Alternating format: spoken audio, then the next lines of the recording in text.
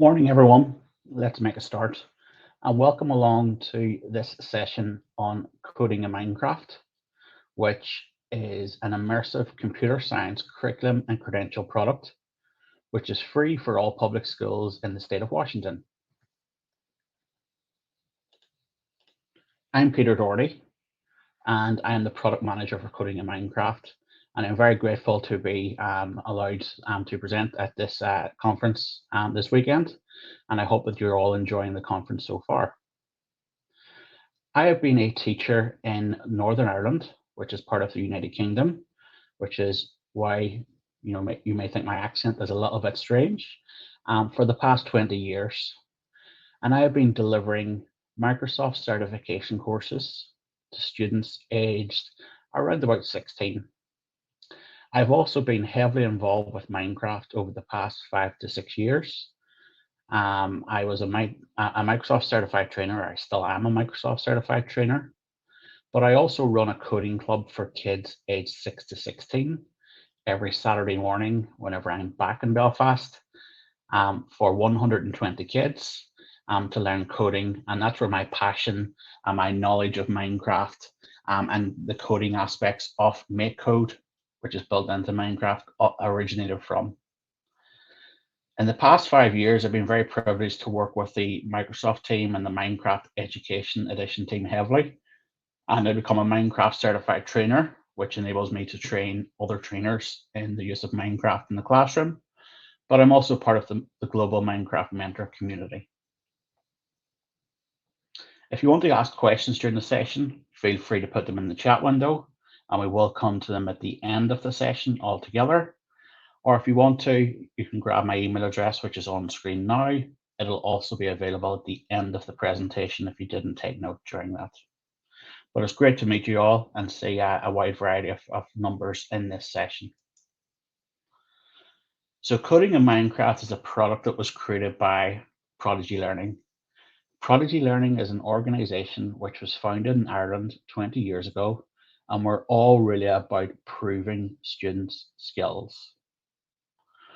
What we do as a core business is that we resell certifications from Microsoft, Adobe, Autodesk in the UK, Ireland, and Australia. We have very strong links with the Microsoft team, and we're a Microsoft global training partner.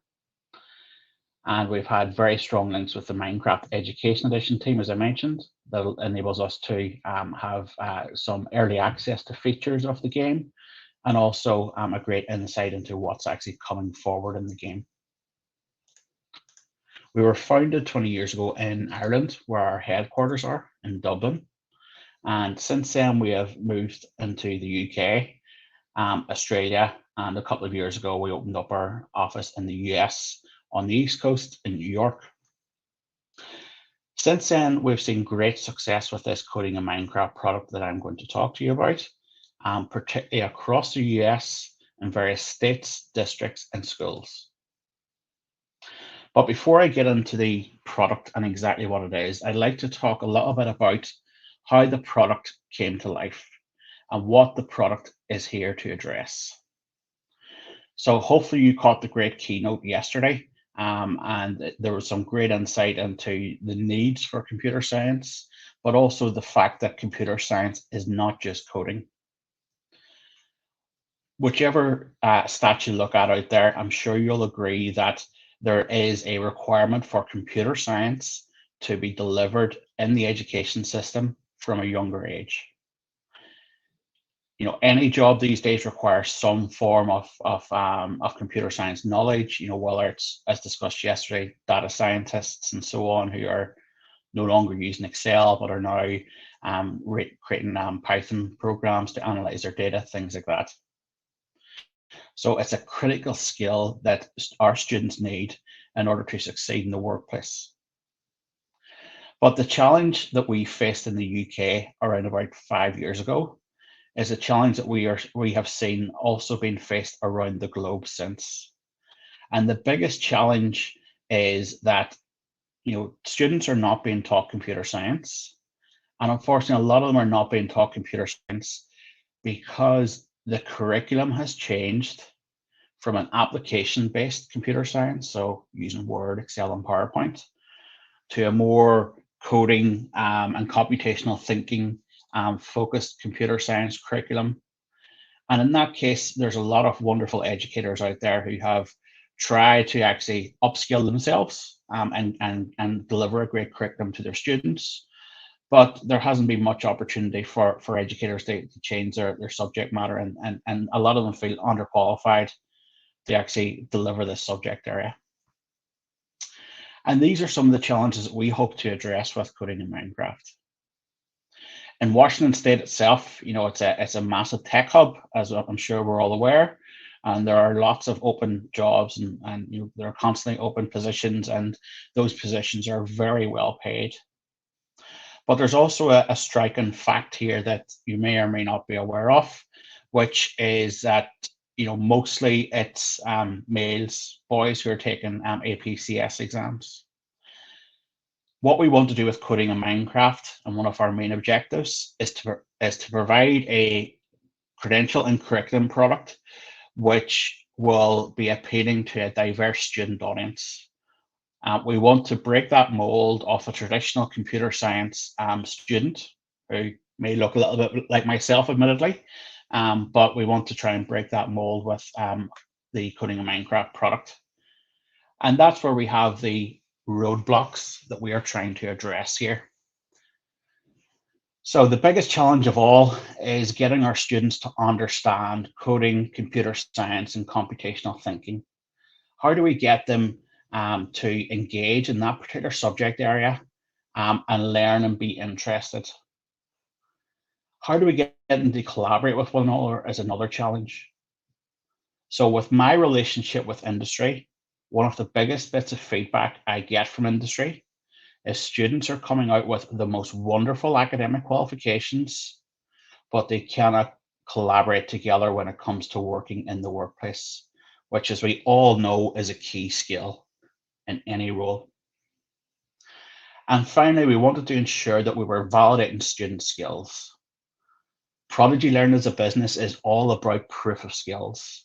So we wanted to ensure that we kept that mantra in place with coding in Minecraft to ensure that students were rewarded for their learning, and their learning was validated, and they could continue on and show off their skills that they have learned and show off something to prove their skills. Around about 5 years ago, whenever we were thinking about how to solve this challenge, is when we were getting very heavily involved with Minecraft Education Edition. And Minecraft Education Edition actually was the solution to this challenge that we were trying to solve. There are 4 main pillars within Minecraft Education Edition. The first being student engagement. So students love the game of Minecraft. Why not, as educators, bring that into our classroom and use that to our advantage? So rather than students learning from a video or a textbook, let them learn through the immersive world of Minecraft. If you're not familiar with Minecraft already, Minecraft is a game where students are in a 3-dimensional world where they build structures and mine or demolish structures. And it's a very safe environment, but it also allows for collaboration, one of the other key pillars here. So students can work together in this digital online world. And actually, collaboration is one of the features of Minecraft which really seems to make a difference. From my experience with kids and coding with Coder Dojo Belfast, the coding club that I run, one of the biggest bits of feedback that I have had from parents, which is totally unexpected, is we have several kids in there with various different learning challenges. And parents have come back to say that their kid never talks in the classroom. They very rarely talk at home. They very rarely collaborate or play with other students. But once they're in that Minecraft world, they totally come out of their shell and they're like a totally different person. They're in there and interacting with students, collaborating, talking, playing with them, helping one another out and so on. So the collaboration aspects of Minecraft are extremely powerful. The third pillar within Minecraft Education Edition is creative exploration. Minecraft is a sandbox environment where students can learn by failing. Learning by failing is one of the initial ways that we start to learn how to do things whenever we're younger. So, for example, whenever we were learning to walk, we probably fell over more times than what we would have liked, but we always got back up and tried again. With Minecraft, it's a safe online environment that we can do that. If they try something and it doesn't work, they can just demolish it and try it again. It's great that way for bringing out a creative mindset. And finally, Minecraft Education Edition enables actual learning outcomes to be obtained from the game, which is what we will talk a little bit more about later with the Coding in Minecraft product, and how we actually get proof that students have learned things out of the game, which is great. So that would lead me to present to you Coding in Minecraft itself and what it actually is. So Coding in Minecraft is a credentials and curriculum pathway aimed at immersing students in a computer science curriculum and rewarding them with credentials along the way. So it's a computer science curriculum, so it does focus heavily on coding, but there's also a lot about computational thinking, so building algorithms and working out how to do things and so on and so forth. The pathway or the product itself, remember, is free to all public schools in Washington, and I'll talk a little bit more about that later. But the pathway itself is 3 levels of credential: introduction, intermediate, and advanced, and a final capstone credential, which I'll talk about in further detail shortly. The introduction, intermediate, and advanced credentials all have an associative Minecraft world where students learn at their own pace and the teacher can facilitate their learning. The credentials are what we call student-led and teacher-facilitated, as in the teacher does not need to be an expert in coding, computer science, or Minecraft in order to use these in the classroom. Each credential is approximately 20 hours in length, and you can use one credential per academic year, or you could use all 3 of them in a single academic year. They're ideally aimed at middle school students, so grades 6, 7, and 8, but they do become very useful in junior high and lower high school grades to get the basic concepts of computer science and coding before progressing on to more advanced topics. The introduction credential is also ideal for upper elementary, as it brings in some concepts like digital citizenship so that students can collaborate together fairly online, and some basic computational thinking at that point. So each credential is made up of a series of lessons, and each lesson is made up of a series of learning activities where students perform all of the learning in the game. At the end of each lesson, there's also an assessment. So there's a total of 8 lessons per credential.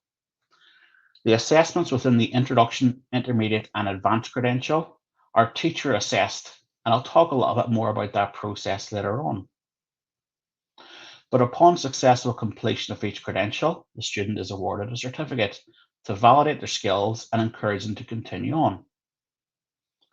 At the very end of the pathway, there is a traditional summative exam, the Capstone Credential. Again, I'll talk a little bit more about this, the detail of this later, but it's an online exam taken in a web browser with no special software required, and it proves students' skills that they've learned throughout the entire pathway. The introduction and intermediate credential use MakeCode block-based coding, which if you've not seen it, I'll show you an example of it in a few slides time, which is ideal for getting students to learn basic computational thinking and computer science. At the advanced level, students have the ability to choose whether they want to use JavaScript or Python text-based coding. The 2 courses are identical, it's just the language syntax is different per language. There's also a version of the Capstone Credential for JavaScript or Python, and we'll talk a little bit more about that shortly. Coding in Minecraft, we wanted to ensure that it was easy to teach for teachers. So What you will see, hopefully if you start using this, is it's a student-led, teacher-facilitated curriculum product where students can learn at their own pace in the Minecraft world. The way the product has been developed is it doesn't have to be used just in a traditional computer science class over a 40-minute or a 1-hour lesson. It can be used in a variety of different modalities. Whether you want to use this as your Friday afternoon reward for the students to play Minecraft and also gain some knowledge, whether you want to use it in an after school club, or if you want to use it virtually or remotely, that all works too. But you, the teacher, you do not need to be an expert in computer science coding or Minecraft. It uses evidence-based assessment. So the introduction, intermediate, and advanced credentials use evidence-based assessment where students complete assessments in the Minecraft world. They capture evidence that they have completed those, typically a screen capture, and they upload that evidence to our Coding in Minecraft portal, which I'll talk about in further detail shortly. On that portal, you as a teacher can then grade that assessment. And again, I'll enhance that shortly. The credentials are standards aligned to the Washington State standards. So it's great to see that with an aim at grades 6 to 8. Here's an example of the certificate that students get at the end of each credential. With each credential, there's also comprehensive instructor resources, lesson plans and course outlines, answer keys, and so on and so forth to provide teachers an easy and quick way to get using the product in their classrooms. We also offer professional development, which is part of our agreement with OSPI and Microsoft for the state of Washington. It's actually free for you to get on board, and we'll talk a little bit more about that later. So you can get involved in some free professional development, which is both in-person and virtual, to bring you up to speed and use this product as best in your classroom. The product itself won an award in June, which is an award from the E-Assessments Association. It won the best formative assessment product for the way that students submit their evidence for an assessment and teachers grade it. And I'll go through that in more detail. But the E-Assessment Awards really showcase global EdTech innovations, and we were really proud to win this award back in June. Coding in Minecraft is a curriculum and credential product that uses Minecraft Education Edition. That does mean that you do need to have Minecraft Education Edition licenses in order to use this in your classroom. If you're not sure if you have that, don't worry. In the expression of interest form that I'll tell you about later, we can actually check that out for you. If you don't have Minecraft Education Edition, then we can help you with that. If you have a Microsoft 365 A3 or A5 license, this is typically includes Minecraft Education Edition. But as I said earlier, if you're unsure, we will find out and we will be able to tell you from the expression of interest form that I'm going to take you to shortly. So if you've never seen block-based coding before, this is what it looks like. So this is a Minecraft world where we have a little character in the game called our agent. And our agent is what we can control through code, whether that be in block-based code in this example, as we can see on the right-hand side, to perform various tasks. This is, for me, this was groundbreaking whenever I first seen it, as I had a lot of experience in coding robots and physical devices and the advantages those brought to the classroom environment for students to understand coding. But the greatest challenge with that type of scenario is the costs involved in getting several robots or one robot for each student in the classroom. With Minecraft, we all have our own agent in the game, and we can use the Minecraft Education Edition product either from home or in the classroom as well, so students can continue their learning outside of the classroom.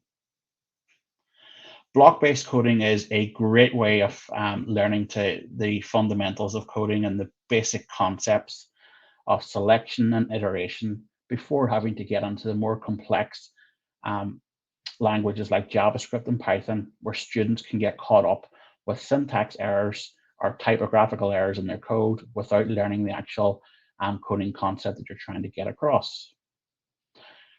Block-based coding is also great for getting that computational mindset where students can think through a particular process, see if it works. If it doesn't, they can adjust it and try again. One of the best features of the code builder environment, which we use to code in Minecraft itself, is the fact that we can choose to look at code either in a block-based format or also JavaScript or Python just by clicking a simple button. So we can switch between block-based view and then JavaScript or Python view, which is great. At the advanced level, this is what we use for JavaScript and for Python to get them a basic understanding of those languages. It's not intended that students become a Python or a JavaScript expert by the end of this. It's really a stepping stone onto further CTA or industry certification courses more focused on those languages and giving students a really good foundational knowledge of JavaScript or Python and the basics to get them going. I mentioned earlier the assessments. So the assessments use evidence-based assessment, where, as I was mentioning, students perform an assessment at the end of each lesson in the curriculum. They then gather evidence of them completing that assessment, which typically is a screen grab of their code and a screen grab of their Minecraft world with what happens whenever they run that code. On the left-hand side picture here, which is primarily gray in color, this is the student view of them uploading the assessment to our online portal. Whenever a student uploads evidence, they can provide a little textual commentary. And then what the teacher can do, which is seen in the right-hand image with the green header on it, is the teacher can then at some point in the future grade the assessment. So the teacher can see what evidence the student has uploaded, any textual commentary, and then choose whether the evidence passes the grading criteria or does not. Now, if a teacher is not familiar with coding or computer science, we've got a lot of sample answers in our lesson plans, which makes it as simple as a teacher comparing one image to another to see if that fits the grading criteria. If a student hasn't done quite enough work to pass it, they can resubmit and the teacher can add some textual commentary to help them along the way. If they did submit enough evidence to pass that particular grading criteria, the assessment is locked away and the student can no longer edit it. Once all the assessments for a particular credential have been graded as successful, the student is automatically awarded a certificate. And the certificate is easily accessible on the platform and downloadable. The Capstone Credential exam comes at the end of the pathway, which it's an optional exam, although we do encourage as many as possible to take it, which is really aimed at 7th or 8th grade, ideally. And this online exam is a 30 question, 50-minute exam in which students prove their skills in make code in JavaScript or make code and Python. Between the exam as well, there's also a third of it is on around about computational thinking and algorithms, things like that. But the exam is very much easy for students to access and use. It's done in a web browser on our Coding in Minecraft portal with no specialist software. It is a proctored exam, so it's done under exam conditions with a teacher or proctor. And the questions are very simple to read, as in they're mostly multiple choice questions or drag and drop type questions, really specifically aimed at that age range. Upon successful completion of the Capstone Credential exam, students will get a certificate and a digital badge. So I've already mentioned here that the objective for the exams cover both make code and JavaScript or Python, and also algorithms, which is which entails computational thinking. It's also a 70% pass mark, which I forgot to mention in the previous slide there, but it's great as a proof of student skills at the end of the pathway before they continue their learning. On screen is an example of the Capstone Credential certificate that they will get whenever they successfully pass that exam. If they don't get it first time, they can redo it, which is a question which is often asked, and that's fine. But they also get a digital badge as well, which they can download and share to prove their skills and encourage them along. Oops. I did mention we have very comprehensive instructor resources that go along with the program. So as we actually provide you with access to the program itself, we do offer professional development to go along with that, which the professional development can take a variety of formats, whether it's in person over a full day, or whether it's virtual over a series of sessions. It really depends on what fits for yourselves, and we can work that out after you fill in the expression of interest form. But at the very end of that process, we can provide you with full access to the Credential Curriculum program to use with your students. With that, you will also get access to the Instructor Resources, which contain course outlines and lesson plans that will help you get started quickly. The product has been in use in the US for over 2 years now and has seen great success. We had a webinar last year with the computer science director from the North Carolina Department of Public Instruction, who took this on statewide last year. And it's amazing to see this in use in the classroom. And it really provides a standards aligned curriculum for students to learn computer science. Well, that's computational thinking or coding, it's all within there. We have a great success, and there's a lot of feedback from teachers around the globe here and students. For those of you who have never used Minecraft in your classroom before, what I would say is do not be afraid. A lot of teachers may be afraid that Minecraft, they will never know more than what the students know. And that's the first step you need to get over. The students will always be a step ahead of you in Minecraft, or several steps ahead of you, and I, in that matter. They are always the experts. The teacher is always just facilitating the learning in the classroom with that. So don't be afraid of using Minecraft if you have never used it before, or you've only seen your kids or grandkids use it at home. It's a wonderful product that can be used in the classroom to provide an immersive learning environment for students to learn in a different way. So for everybody in the state of Washington, this product, as long as you're a public school, is free. It's free for this academic year. So through an agreement with OSPI, Microsoft, and Prodigy Learning, we're providing coding in Minecraft to any public school that wants to use it free of charge. Now, one of the questions in the chat I did kind of notice from the corner of my eye, is this going to be available next year? We would hope so. It's a 1-year agreement at the moment, so it's available until the end of June next year. But we would hope that this would be renewed then. But that is unfortunately not our decision to make. But hopefully OSPI will renew that then.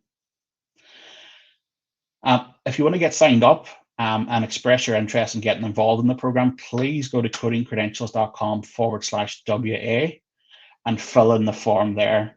Or if you scan the QR code that's on screen now, it'll also take you to that form. Whenever you complete that form, about 3 to 5 days later, we will get in touch with you with further information on that to get you started. So I'll just leave that on screen for a second here if you want to actually take a screen grab off it or note down the actual URL. You can go on there and register at any point, and a few days later, we will be back in touch with information on how to actually get you started.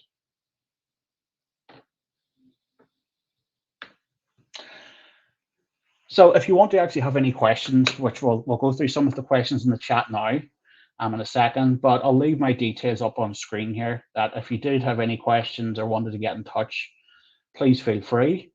On the Coding Credentials website, there is a little video of the product, which will give you some more understanding of it, but feel free to either drop our dedicated state help desk an email or myself an email if you do have any questions or comments on the program or want to get up and running. Fill in that expression of interest form on codingcredentials.com/WA. Just scroll down to the bottom of the screen and you'll find a form that you can actually complete in there. So just a little second, I'll look through the chat window from the top down and see if we have any questions that I didn't answer. But please feel free to add any more questions in the chat that you may have. Or if it did miss a question accidentally, please do repeat it down below. So Jennifer, will this stay free for WA State schools? I think I've answered that. It's the agreement is for this year at the moment, and we would hope that that would remain in place next year. If the worst came to the worst, and it wasn't, it is actually a very low cost product to use with students.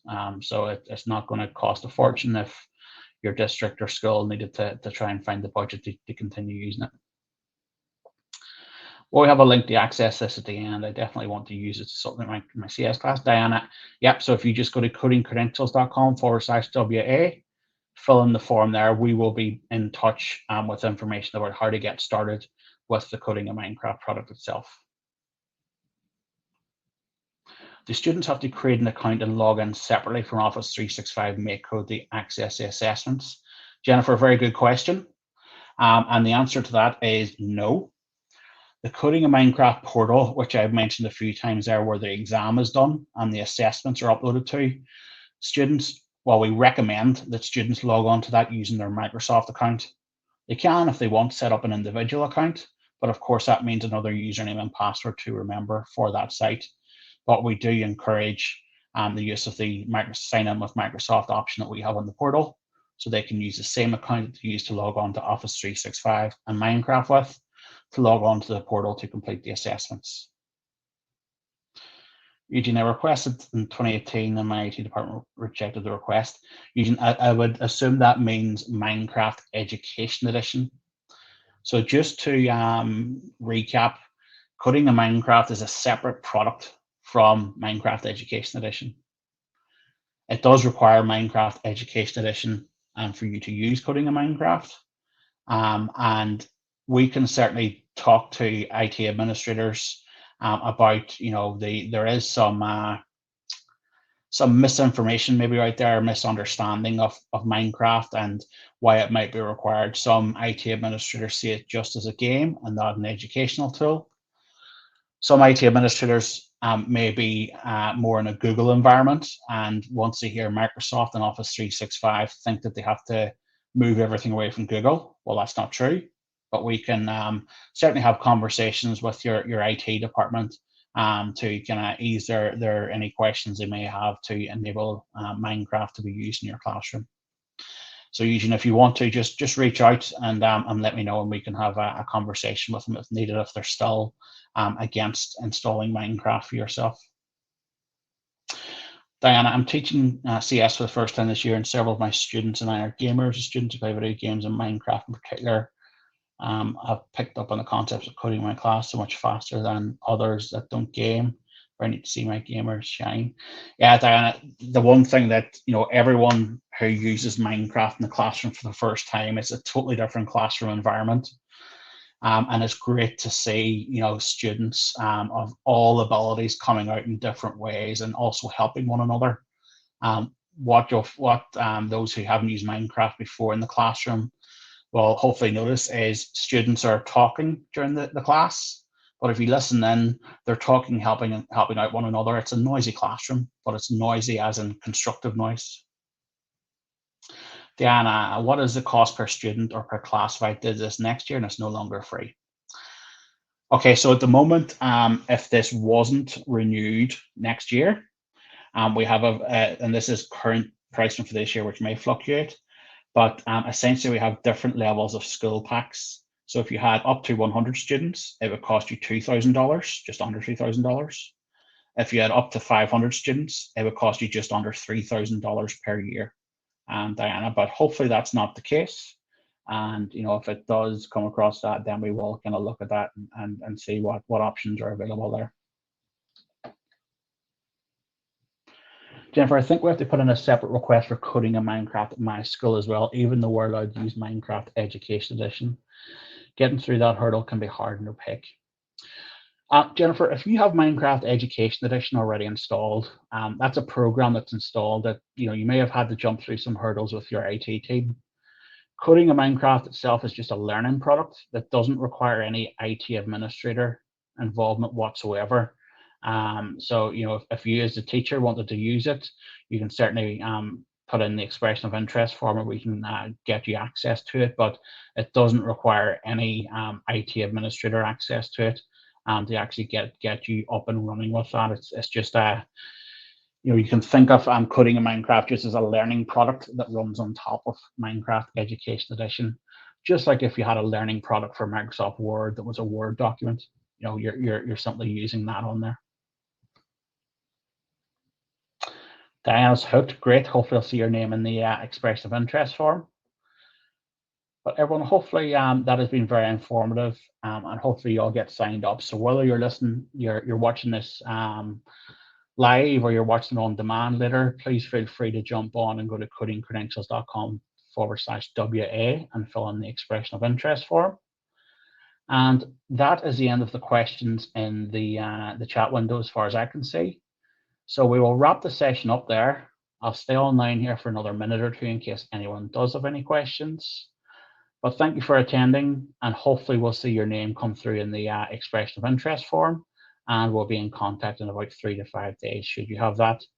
Otherwise, you can drop me an email on either of the two emails that are on screen now at the moment if you have any further questions or queries. So thanks everyone for coming along.